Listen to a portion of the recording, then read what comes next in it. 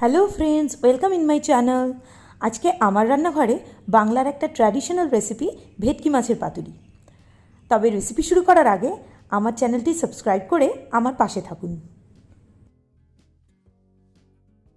প্রথমেই আমি এখানে নিয়ে নেব কাটা ছাড়ানো ভেটকি মাছের ফিলে 5 পিসের মতো। এবার আমি তাতে দিয়ে দিচ্ছি ভিনিগার, আর এটাকে ম্যারিনেট করব প্রায় 15 মিনিটের জন্য। বন্ধুরা, বাজারে মাছ কিনতে গিয়ে ভেটকি মাছের ফিলের পিস বললেই কিন্তু কাটা ছাড়ানো বোনলেস পিস বানিয়ে দেয়, কিন্তু সেটা সাধারণত একটু মোটা আর বেটে ধরনের হয়। আমি আজকে ফিশ ফ্রাইয়ের পিস নিয়েছি, যাতে করে সেটা রান্না করবার সময় খুব কম সময়ে কিন্তু রান্নাটা হয়ে যাবে।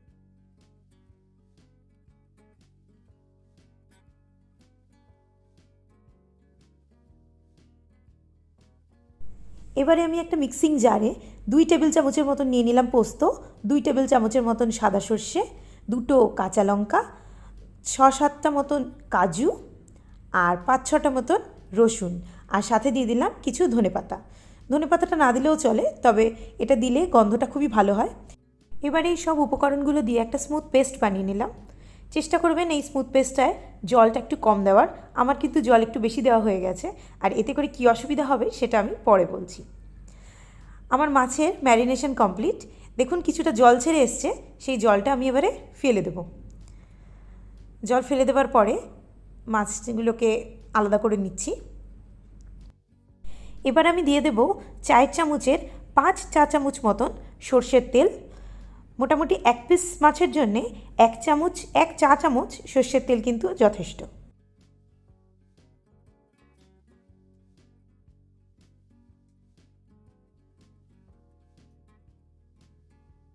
সাথে দিয়ে দিচ্ছি পরিমাণ মতন লবণ, আর অবশ্যই পরিমাণ মতন চিনি। অনেকে ভাবেন মাছে চিনি দেব না, কিন্তু পাতুরিতে কিন্তু চিনি না দিলে স্বাদটা একেবারেই খুলবে না। আর সাথে দিয়ে দিলাম আমার তৈরি করে রাখা সেই মশলার পেস্টটা। এবারে সব একসাথে ভালো করে মেখে নেব।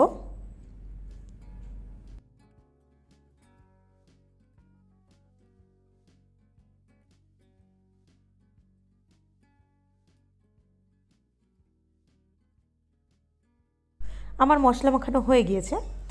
এই পর্যায়ে আমি দিয়ে দেবো 2 চা চামচের মতন ছাতু। এটা মাছ আর মশলার মধ্যে যে বাইন্ডিংটা সেটা ঠিক রাখবার জন্য দিতে হবে। আপনাদের কাছে ছাতু যদি না থাকে, আপনারা 2 চা চামচের মতন বেসনও ব্যবহার করতে পারেন। এবার এটাকে আরও 15 মিনিট ম্যারিনেট করব। আমি কলাপাতাকে ভালো করে ধুয়ে টুকরো করে রেখেছিলাম, এবারে সেটাকে দুপাশ দিয়ে ভালো করে সেঁকে নিচ্ছি। এতে করে কলাপাতাগুলো ভাজ করবার সময় ফাটবে না। এবারে প্রত্যেকটা কলাপাতার উপর কয়েক ফোঁটা সর্ষের তেল দিয়ে তার উপরে মাছের পিসগুলো দিয়ে দেব, আর তার উপর থেকে দিয়ে দেব একটা চিড়ে রাখা কাঁচা লঙ্কা। এতে করে সুন্দর একটা কাঁচা লঙ্কার ফ্লেভার আসবে মাছের মধ্যে। এবারে আমি কলাপাতায় জড়িয়ে দিচ্ছি মাছটাকে। আপনারা চাইলে সুতোর ব্যবহারও করতে পারেন, এইভাবে জড়াতে হবে। আমি আর সুতো দিয়ে বাঁধছি না, আপনারা চাইলে বেঁধে নিতে পারেন। এবারে আমি ফ্রাইং প্যানে মাছগুলোকে ভাজবো। ভাজবার সময় আপনারা চাইলে সর্ষের তেলও ব্যবহার করতে পারেন, অথবা সাদা তেলও ব্যবহার করতে পারেন। তবে ভাজবার জন্য কিন্তু 1 চামচ তেলই যথেষ্ট, তার বেশি তেলের দরকার পড়বে না।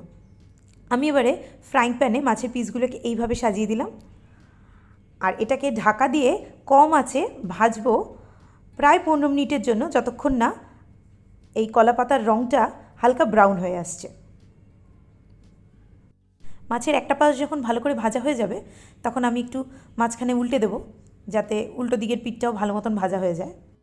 বন্ধুরা, আমি বলেছিলাম মশলাটা বাটবার সময় বেশি জল ব্যবহার না করতে, কারণ মশলার যদি বেশি জল থাকে তাহলে কিন্তু এটা ভাজবার সময় অল্প অল্প বেরিয়ে আসবে।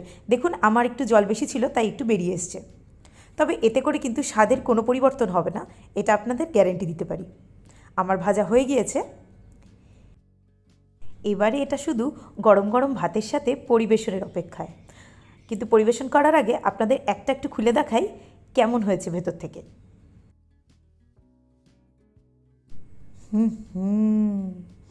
কথায় বলে না, ঘ্রাণেই অর্ধভোজন।